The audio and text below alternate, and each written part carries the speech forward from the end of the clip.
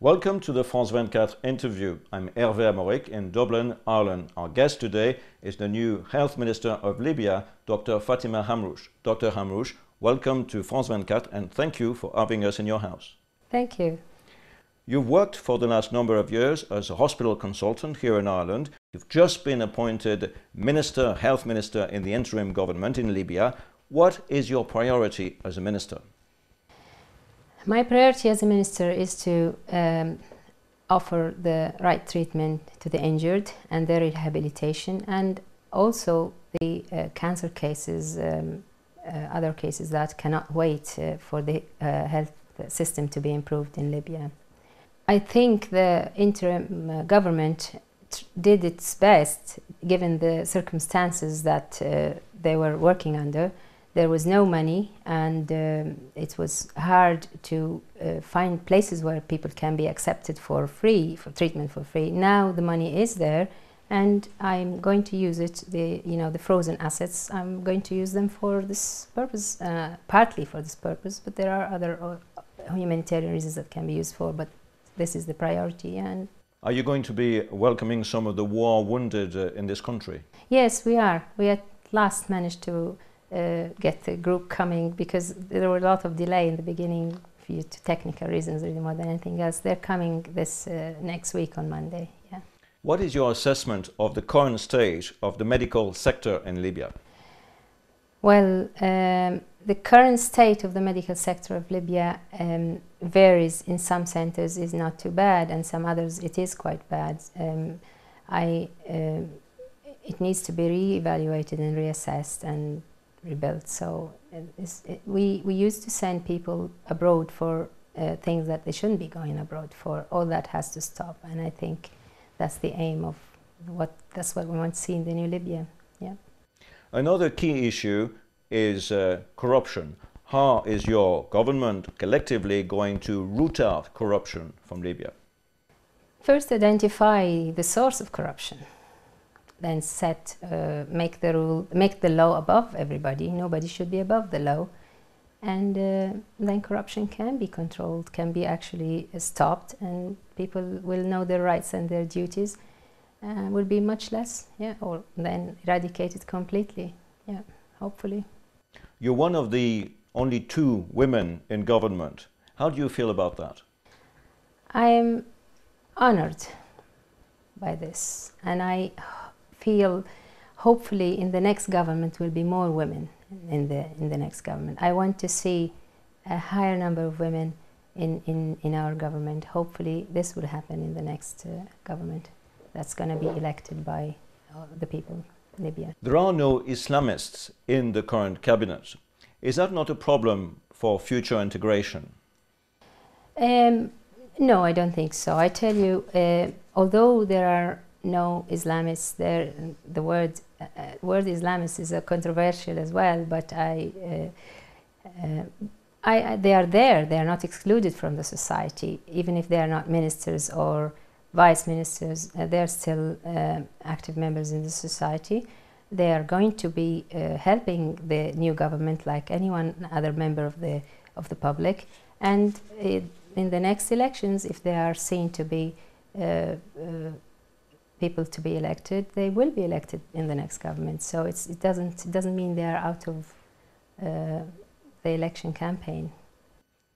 What about mounting criticism that you've been away from Libya for a long time, that you're out of touch, that you don't know the situation on the ground, you don't know the problems on the ground? I worked in Libya 12 years before coming to Ireland, and when I came in the first few years, I was visiting there, and I could see how the health system was collapsing. And I have direct contact with my colleagues there. Obviously I wouldn't be knowing every detail there, but I know well how bad is the health system there, or how much it needs to be, how much needs to be done to make it a better system. And of course, I'll have people with me, and I'll have advisors. Before I start anything, I'm gonna make a team and we're gonna go around and check, see every hospital in the country and talk to people there. And whatever I don't know now, I'll know it later when I arrive there. Because this is not just a problem, an issue that relates to you. The issue of the exiles going back into Libya at every level of society will be a very important issue. Are you very conscious of that?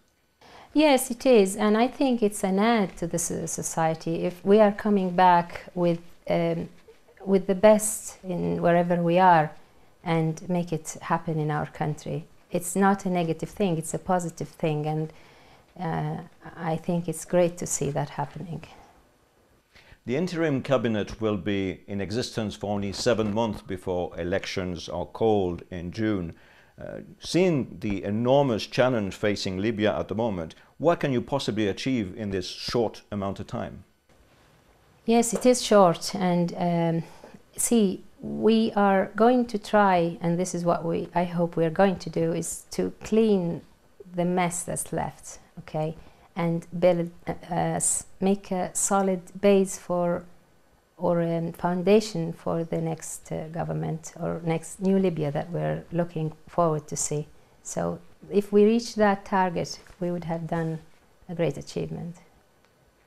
Do you think collectively, as a cabinet, you have enough strength and vision to put Libya on the road to democracy? Yes, but it's not going to be, we are just in the picture, all the Libyans will be behind us.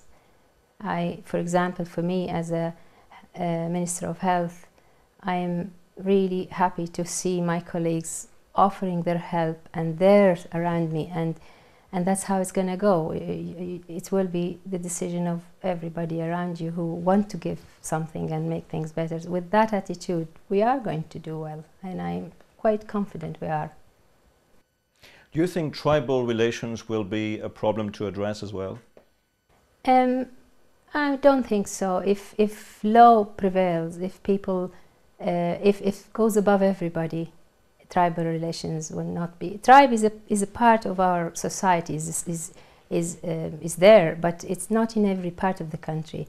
But with all that, if law is above everybody, people will respect it, and it will be fair to everybody. So you don't need to have that. Dr. Hamrouche, what made you decide to accept this position as a health minister, which is a very difficult challenge, just after the war? There are a few things. One thing is, during the interim council, people used to say, whoever goes into the interim government is gonna be burnt, all right? And I was thinking the same, to be honest, at that time. But then when I got when I was asked to give the CV, I started thinking, I just thought if every person who's trusted at that level shies away from it, the government will be formed with less patriotic people. And I don't mean it in a negative way, but with that, if people like me, I know myself again, I don't mean I'm the only one like that, but I know how I feel for my country.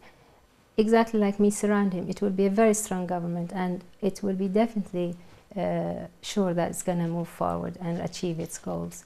So I just thought, I have no choice. This is it. I want to go for it. Yeah. What was the reaction of your friends and families and neighbors here when you were appointed minister? They were thrilled. They were really thrilled, and they were surprised that I was not that thrilled like them. To me, yes, I was honored by this, and it's really it's great to be seen or to be given this position. But everyone who showed me how happy they are and told me, we are sure you are going to make a difference, it made me feel more worried, and I hope I can be up to their expectations.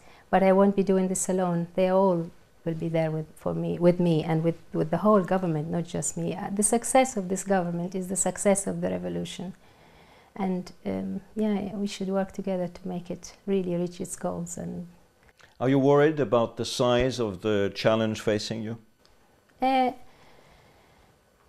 am. Yes, it is a worry. Like, I think worrying is a healthy thing. If somebody goes doing a job like a health minister with with this mess that's there, we all know it, it would be mad if they're not worried. I think worrying makes you make a better job, I think. I hope this is the case. Yeah, it's not, it's a healthy worrying. That's how I see it, yeah. How do you feel about returning home after 2 decades away?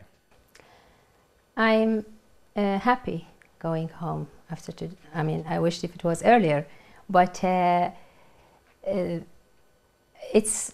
never thought I'd go as a minister.